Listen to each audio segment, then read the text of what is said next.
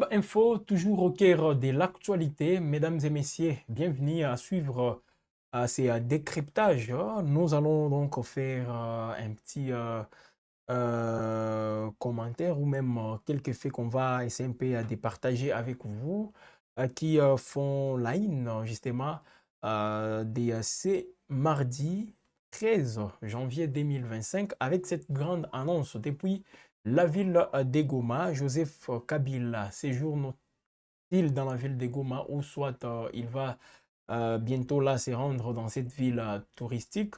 Corneille Nangaa, lui qui a donné quand même quelques assurances justement aux cadres, aux notables venant de plusieurs entités aujourd'hui sous contrôle de la FCM 23 au Nord Kivu, au Sud Kivu et même d'autres entités qui ne sont pas toujours, qui ne sont pas jusque-là entre les mains de la FCM 23 dans la province d'Imaniema.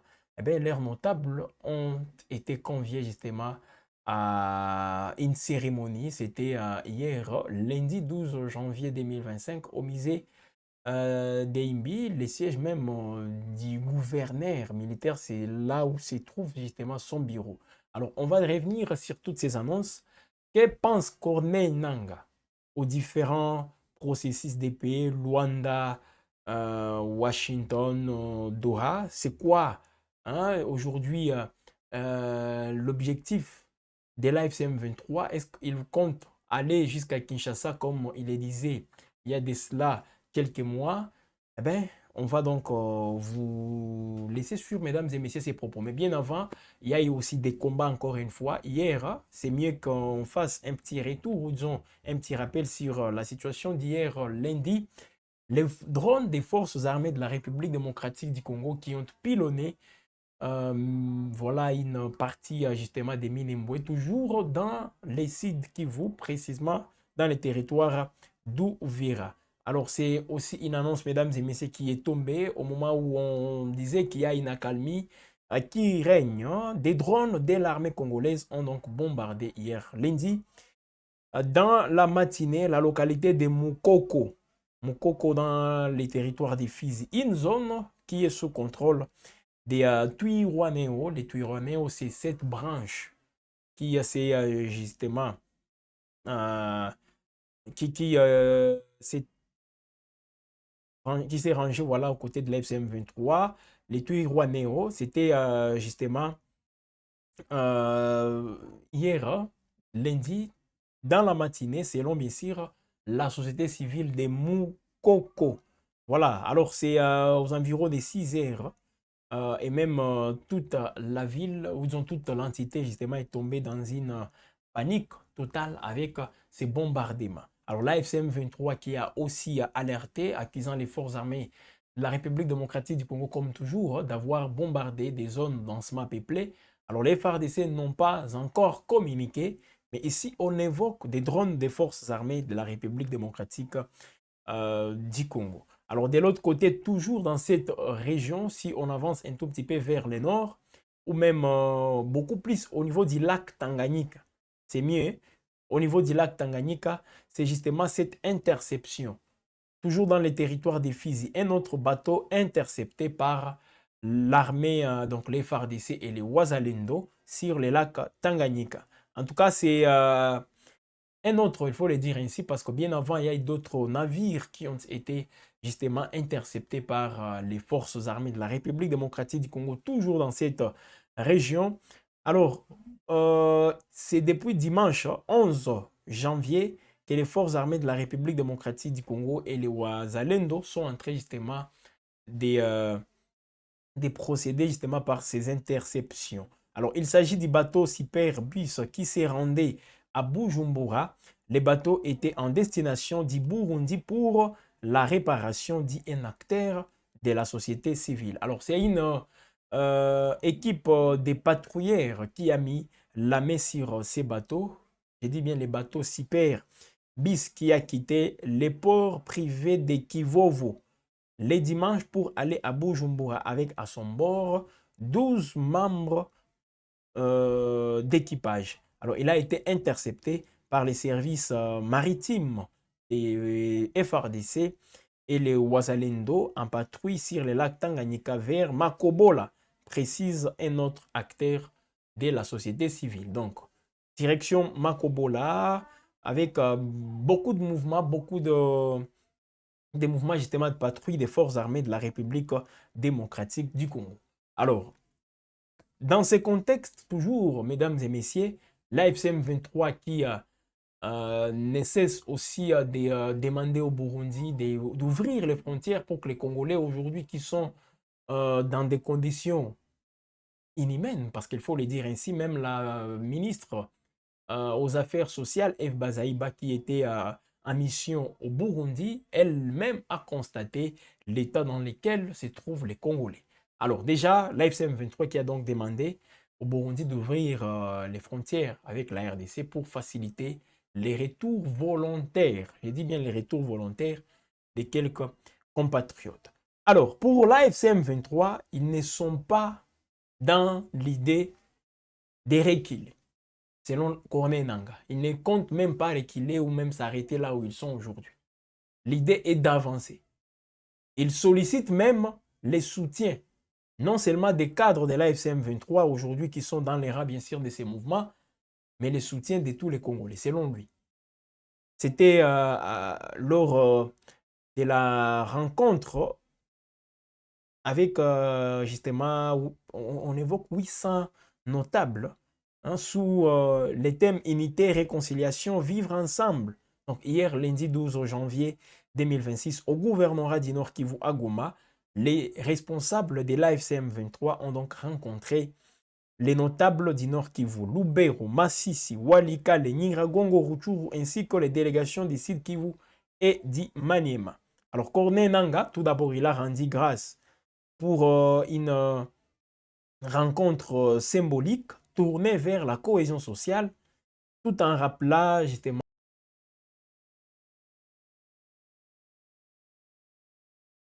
FCM 23. C'est Corneille Nangaa qui l'a dit et non. Donc, c'est pas moi, voilà. Corneille Nangaa et Sultani Makenga.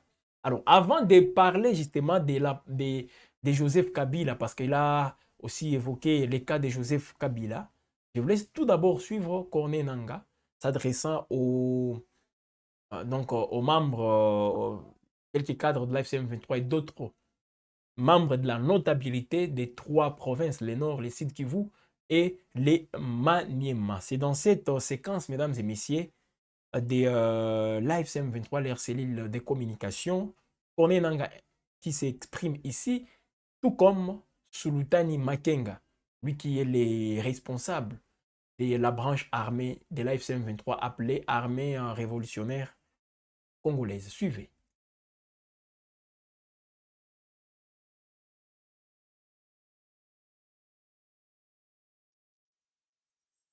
Bienvenue dans ce beau cadre du gouvernorat de la province du Nord Kivu.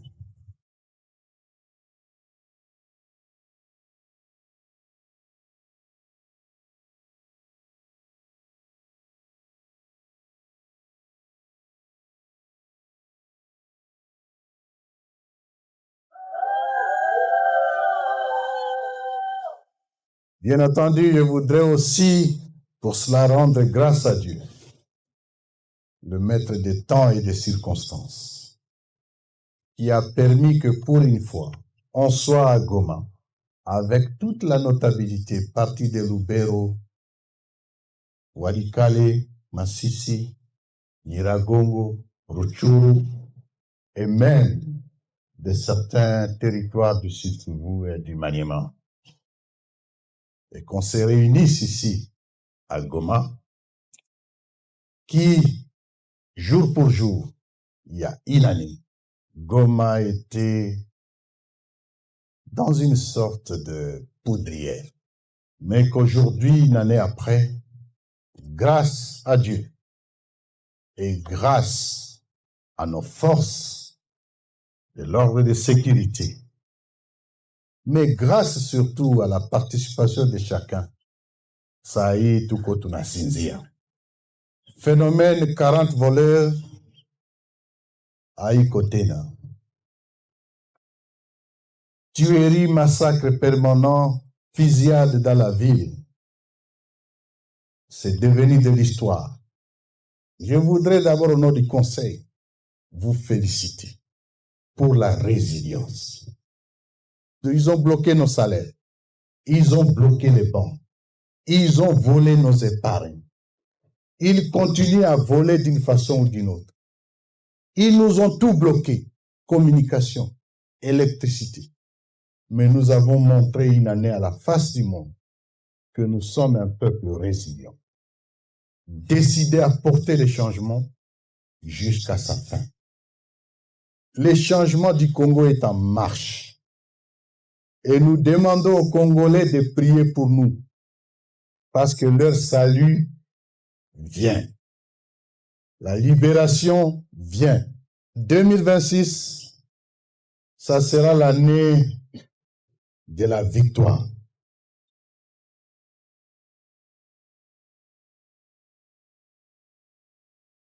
« 2026, ça sera l'année de l'action.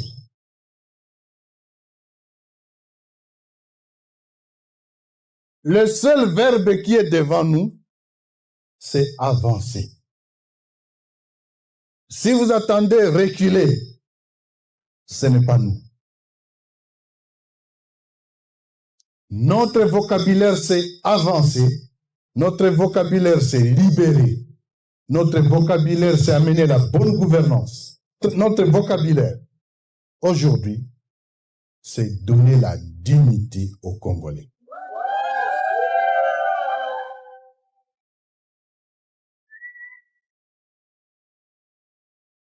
Hawa wapolisi wametuua, wameua raia, wameua kila kitu. Lakini wanakuja tunapiga mikono. Siku watakuja mnawapiga majiwe kuonyesha kama wamedanganya, wanawadanganya na mmeamuka mmejua haki zenu. Solution ya Kongo itapatikana. Lakini namna Kordo amesema tumeanza safari ya kuomboa nchi na inaendelea, itasimama. Tunaomba mtusapoti peke yake. Tunashukuru chama na waongozi kwa ajili ya usalama. Security tunaishi kweli. Amani tunaiona kabisa.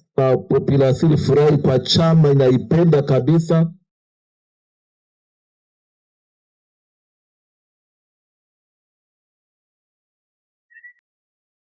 Voilà, mesdames et messieurs, cette séquence justement de l'AFCM 23, Corneille Nanga, coordonnateur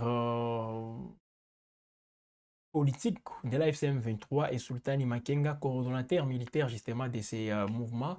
Ils se sont exprimés hier devant, selon bien sûr les chiffres présentés par leur organisation, 800 notables venus du nord, du Sud Kivu, donc de tous ces territoires, au Sud Kivu aussi, et même au niveau d'Imaniema.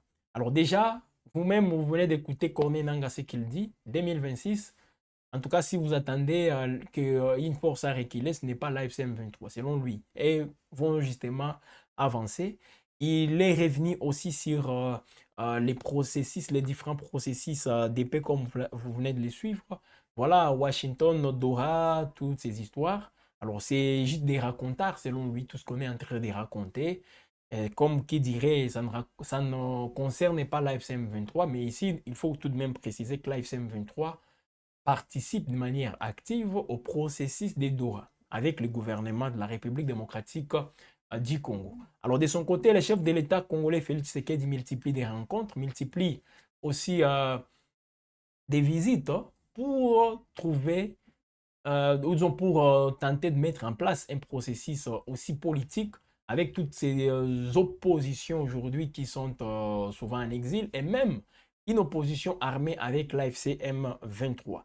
Alors déjà, pour ceux qui concernant Joseph Kabila, président honoraire, sénateur à vie en République démocratique du Congo, condamné à mort par la justice militaire de la République démocratique du Congo, son cas a été aussi évoqué par Corneille Nanga. Il a parlé justement de Joseph Kabila. Tout en attendant toujours vos commentaires, mesdames et messieurs, on va encore vous laisser suivre Corneille Nanga, disant que Joseph Kabila sera avec tous ces notables il pourra donc l'inviter pour qu'il vienne aussi prendre part aux différentes activités. Alors, comme en tant que président honoraire, je ne sais pas avec quel statut Joseph Kabila pourra se présenter dans des activités pareilles. Alors, où se trouve Joseph Kabila? C'est aussi la question qu'on peut se poser. Mais suivez tout d'abord Corneille Nangaa, parlant de Joseph Kabila.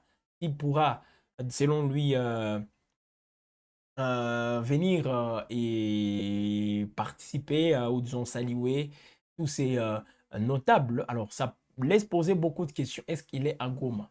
Et s'il est à Goma, qu'est-ce qu'il fait? Voilà des questions que les Congolais peuvent se poser aujourd'hui. Mais Corneille Nangaa, lui, explique, rassure les cadres ou disons les notables qui sont venus prendre part à cette activité de la FCM 23. Le ancien président de la République, Joseph Kabila. Unajua iko hapa? Amjue. Tutakuwa siku tutamleta abasalimie.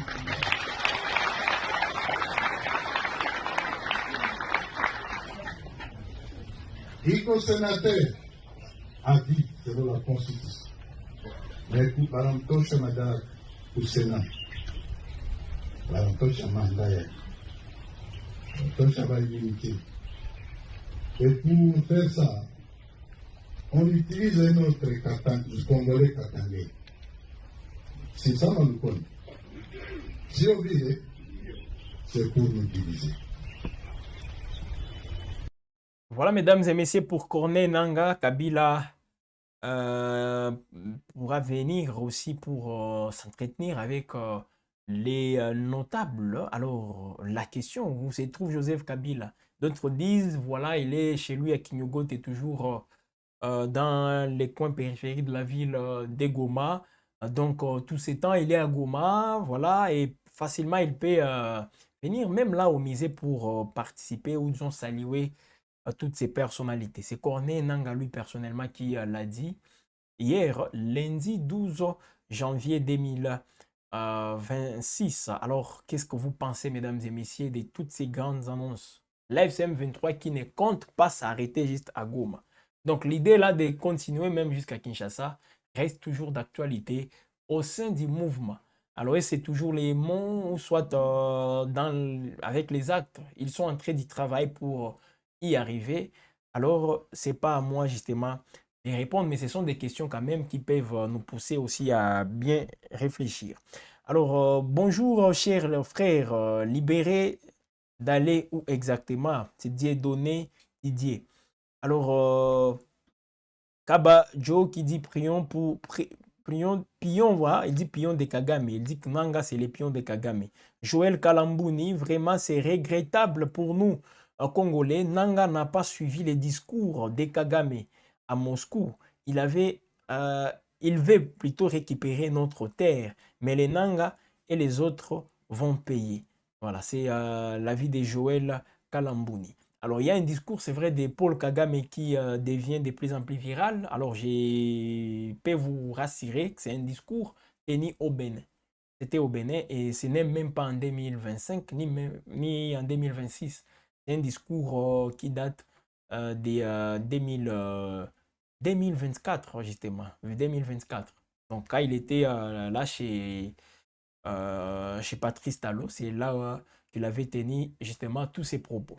Alors déjà, les contextes dans lesquels, voilà, mesdames et messieurs, tous ces discours sont tenus, les contextes dans lesquels tous ces processus aussi sont amorcés et même d'autres processus aujourd'hui qui sont à l'arrêt. Les cas avec Doha, on ne voit plus des rounds.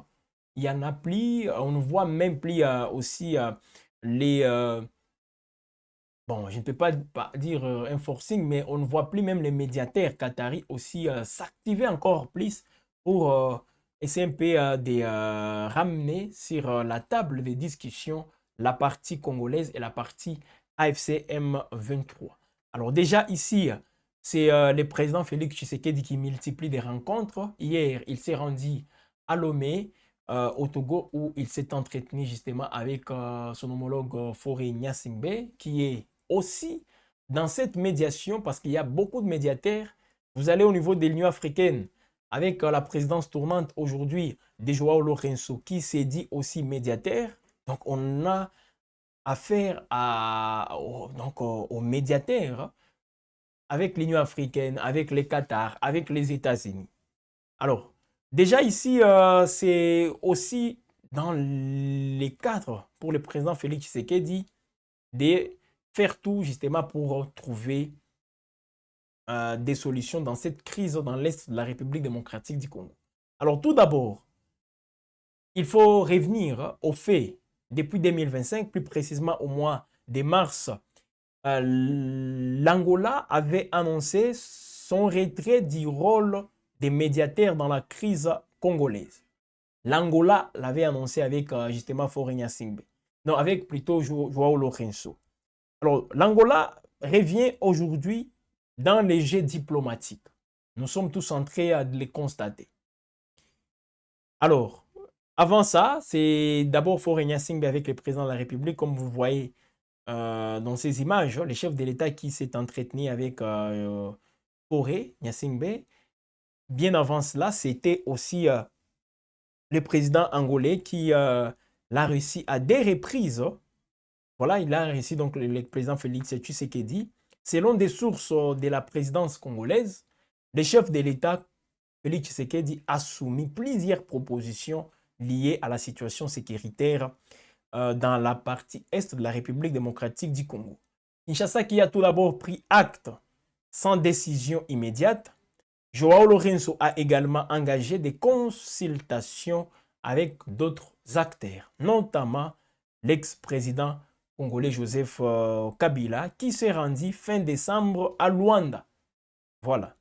Selon les informations de la Radio France Internationale, il s'est rendu à Luanda dans un rôle aussi de facilitateur discret.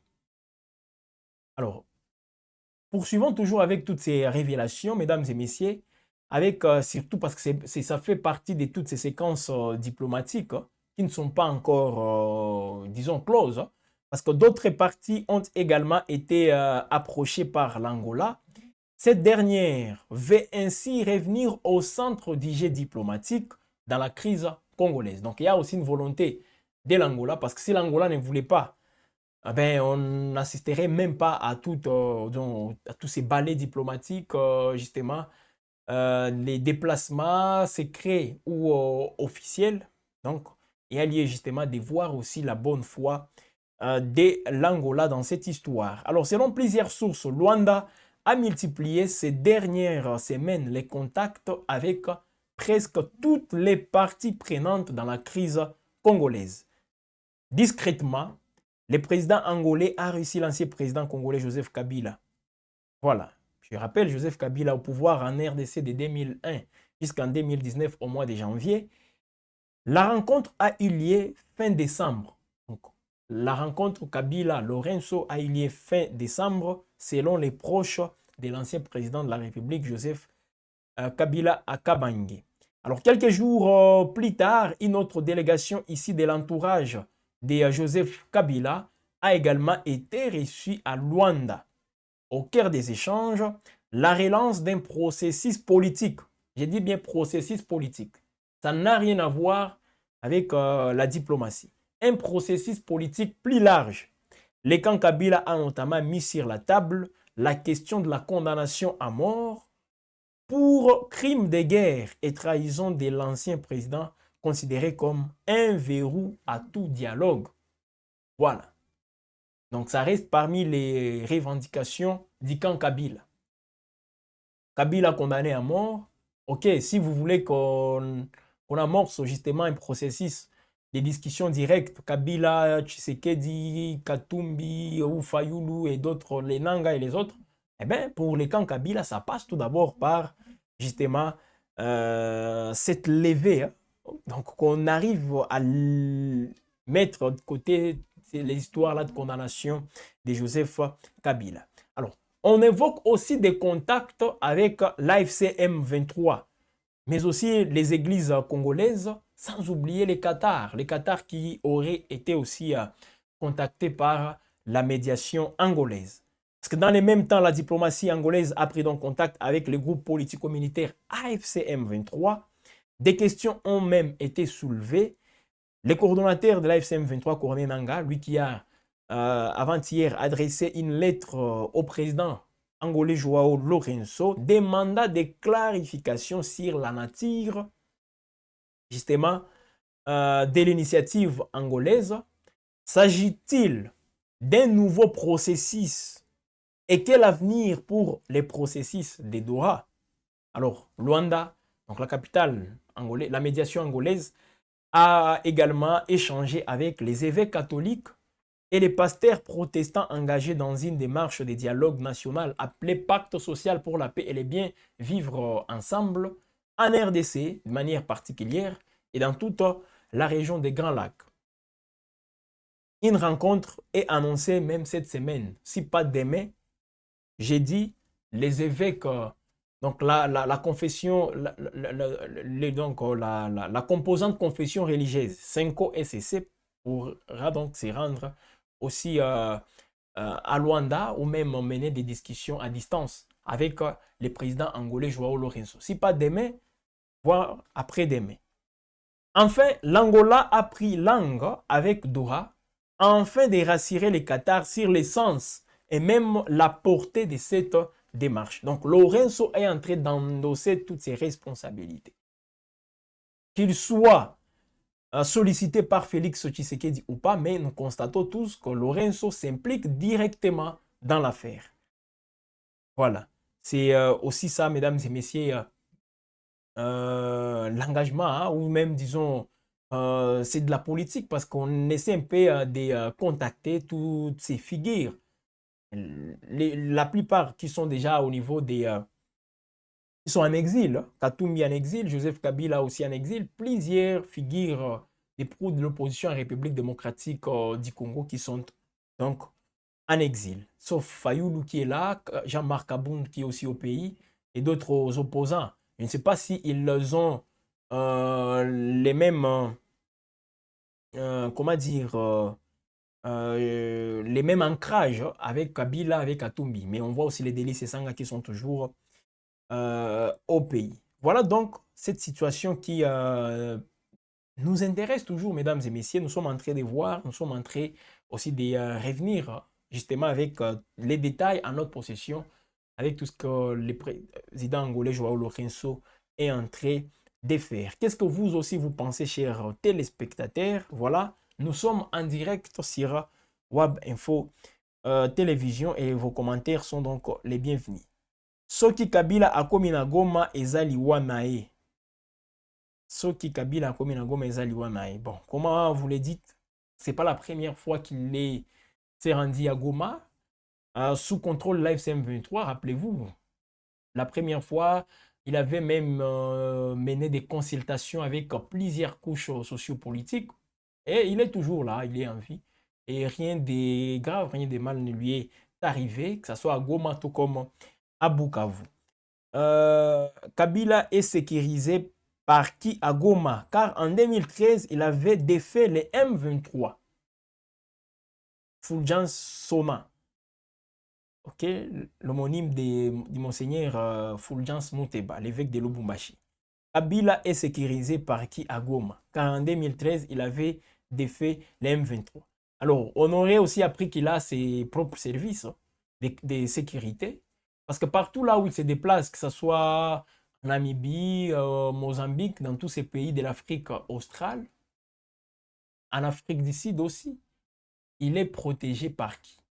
C'est la question qu'on peut aussi évoquer. Il est protégé par qui? Alors, je ne sais pas s'il est protégé par l'AFC M23 à Goma. Je ne sais pas si réellement ce sont ses propres services. Parce que moi, personnellement, donc, je ne suis pas sur place pour en savoir beaucoup plus. Mais nous sommes tout simplement en train de vous donner les faits, mesdames et messieurs, avec toutes ces précisions venant des sources officielles. Nanga lui-même s'est exprimé, parlant de Joseph Kabila, disant qu'il va se rendre d'ici là. Donc, il va venir aussi communier avec tous ces cadres, tous ces notables de l'AFC M23, je ne sais pas, et d'autres couches socio-politiques basées à Goma, au Maniema, et même au niveau du site Kivu Bukavu et dans d'autres territoires. Alors, on continue toujours avec Kabila Aza traître Nandimi, que voilà, Aza Rwandais, il faut qu'Akaza la condamner. Mais voilà des processus aujourd'hui avec Lorenzo, même le président Félix Tshisekedi ne soit pas surpris de voir qu'on puisse revoir tous ces processus, donc tous ces procès Joseph Kabila évoquant des erreurs matérielles pour essayer un peu de les laver. Ça peut arriver. Donc, comme la justice, elle aussi, ne pèse pas vis-à-vis de la politique, en République démocratique du Congo, c'est une évidence, et ne soyez pas surpris justement de voir encore les politiques aussi créer une situation qui va mettre Kabila dans une situation beaucoup plus confortable. Donc, il ne sera plus condamné. Mais est-ce que c'est facile pour lui aussi, même si on lève cette condamnation, de se rendre à Kinshasa? Eh bien, c'est toujours aussi compliqué. Mais c'est votre point de vue, cher Fulgence Sona. Voilà, c'est votre point de vue. Alors, jusque-là, non, c'est plutôt... voilà, c'est un autre téléspectateur. Fulgence, lui, il a demandé Kabila est sécurisé par qui? C'était la question de Fulgence. Depuis la prise de Goma, avec la présence de Kabila à Goma, qu'est-ce qui va changer? Alors, Nanga venait lui-même de le dire dans son allocution. Selon lui, la sécurité, elle est rétablie à Goma. L'électricité, avec aussi l'eau de la régie des eaux, tout fonctionne normalement selon Corneille Nanga. Les seuls bémols, c'est justement les banques qui n'ont pas encore ouvert leurs portes. Eh bien, Corneille Nanga, pour lui, il dit que les choses vont bien. Ça évolue en tout cas, selon lui. Tout ce qui se passe avec sous l'AFCM 23, il a dit qu'on n'assiste plus à des fusillades. Les phénomènes 40 voleurs qui étaient très fréquents à Goma, selon lui, n'existent plus. Corneille Nanga qui l'a dit. Alors, c'est peut-être parmi les avancées. Donc, il faisait aussi un bilan, parce que d'ici là, ce mouvement va totaliser une année depuis qu'ils ont pris la ville de Goma. Les 27 de ce mois de janvier, l'AFCM 23 va totaliser une année. Ça, c'est comme un rêve. On n'y croyait même pas de voir l'AFCM 23 passer, donc rester à Goma tous ces temps. Nous sommes tous surpris, ça il faut quand même le dire. Même les pouvoirs, parce que les pouvoirs, c'est un peu de rassurer les Congolais, voilà, ils vont quitter. On est en train de mener une diplomatie agissante pour qu'ils quittent Goma. S'ils ne quittent pas Goma par la voie diplomatique, même ils quitteront Goma par la voie militaire. Mais jusque-là, c'est plutôt des avancées de ces mouvements qui ont été observés. Et s'ils se retirent, c'est parce qu'eux-mêmes souvent ont décidé de les faire, ou soit on peut aussi évoquer cette pression américaine qui a fait à ce que la FCM 23 se retire d'Ouvira. Et la question qui reste pendante, est-ce qu'ils se sont retirés d'Ouvira réellement? Voilà. Ce qui dialogue et ça, l'emi, Kabila Mpe doit participer. Bon, tenant compte justement des démarches amorcées par le président angolais, puis Joseph Kabila aussi. Il fait partie de ces acteurs incontournables de la crise dans l'Est de la RDC. Une crise multiforme. Parce que la crise aujourd'hui en RDC n'est pas juste liée à l'aspect sécuritaire. Parce que les gens disent oui, nos terres, tout ça. Mais c'est au-delà de ça. Parce qu'en parlant des causes profondes, vous allez vous rendre compte, mesdames et messieurs, qu'il y a beaucoup de choses aussi à évoquer. La mégestion, hein, même tout ce que nous voyons facilement, comment dire, l'effet aussi d'écarter un certain groupe communautaire, ça crée aussi des frustrations de part et d'autre et ça fait partie de toutes ces causes profondes. Donc, Kabila, il fait partie aussi de ces acteurs-là et il est aussi, donc, la médiation où Joao Lorenzo est entré de les contacter. Donc, au niveau de Luanda, on peut ici, mesdames et messieurs, parler d'un processus beaucoup plus politique que diplomatique. Parce que tout ce qu'on a vu à Luanda, donc plutôt à Doha, à Washington, là, c'est diplomatique. Mais à Luanda, quand on essaie un peu de donc, de contacter toutes ces figures politiques. Ça veut dire que même la Senko qui intervient aussi, là, ce n'est plus de la diplomatie. Voilà un peu ce qu'il faut aussi donner comme précision. Alors, on va terminer par d'autres révélations, mesdames et messieurs, avec Africa Intelligence. La famille, donc les clans, disons ainsi, les clans Tshisekedi dans les pétrins déjà, avec une plainte de 4 milliards de dollars déposée par une société bancaire américaine. Voilà une plainte, mesdames et messieurs, qui place Félix Tshisekedi dans une position délicate vis-à-vis de Washington.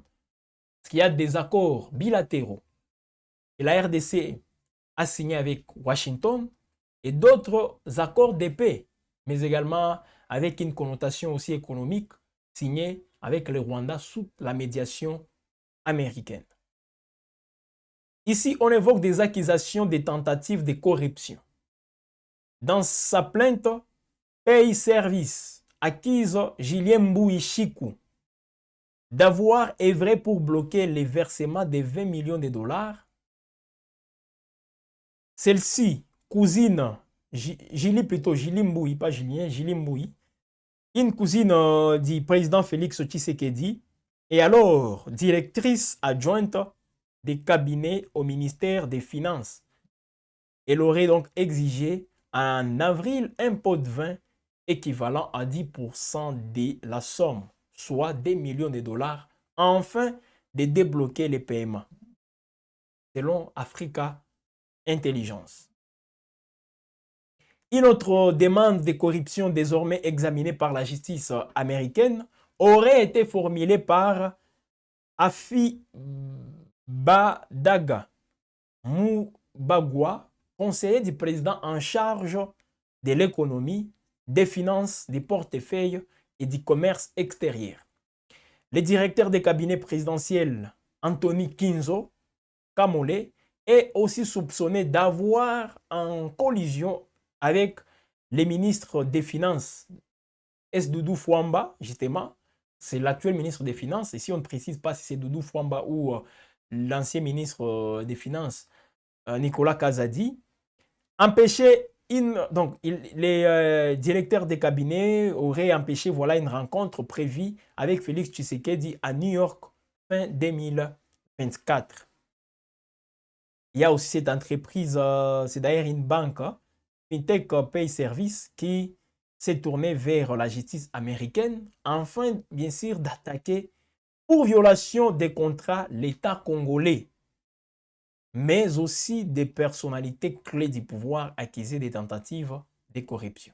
Alors, ça risque quand même de compromettre, mesdames et messieurs, tous ces accords qui sont donc qu'on a conclus avec les États-Unis ou même d'autres firmes au niveau international.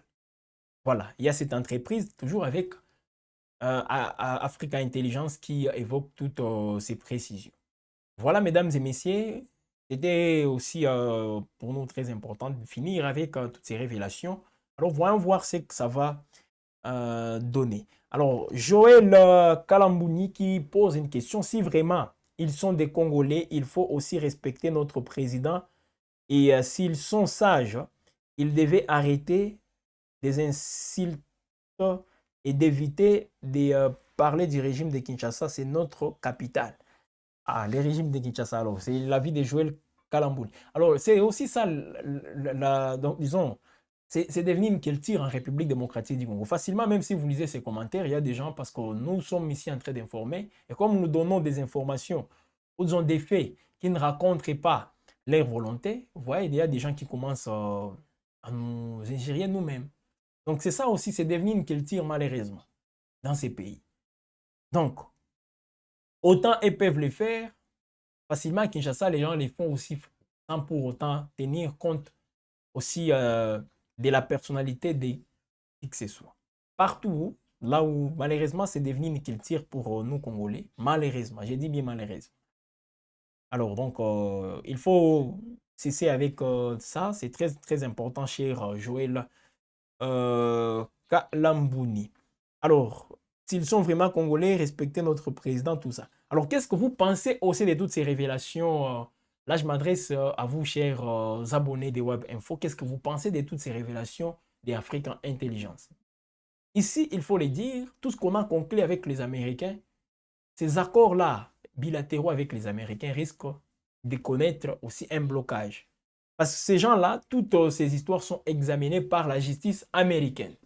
Le président Félix Tshisekedi et son entourage aujourd'hui concernés.